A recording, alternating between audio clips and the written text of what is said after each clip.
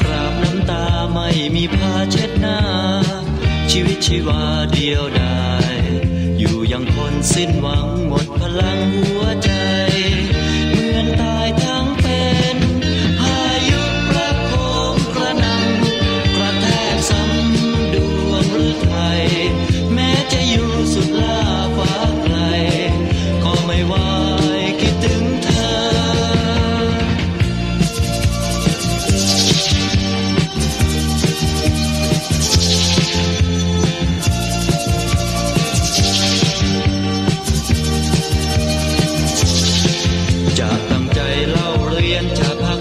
ศึกษาลืมยอดวันตาเสียทีเปิดตำราคราใดจิตใจพลานล่องลอยคอยเธอหวนมาพายุประโค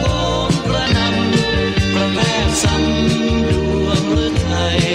แม้จะอยู่สุดล่าฟ้าไกลก็ไม่ไหวคิดถึงเธอ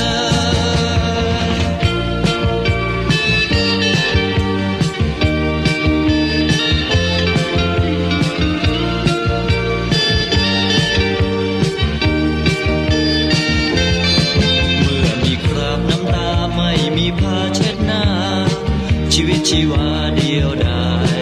อยู่ยังคนสิ้นหวังหมดพลังหัวใจเหมือนตายทั้งเป็นพายุประโคมกระหน่ำกระแทกซ้ำดวงฤทัยแม้จะอยู่สุดล่าฟ้าไกล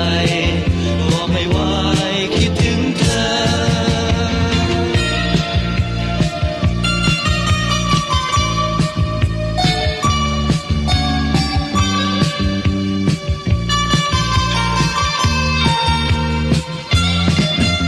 ตั้งใจเล่าเรียนจากภาคเพียรศึกษา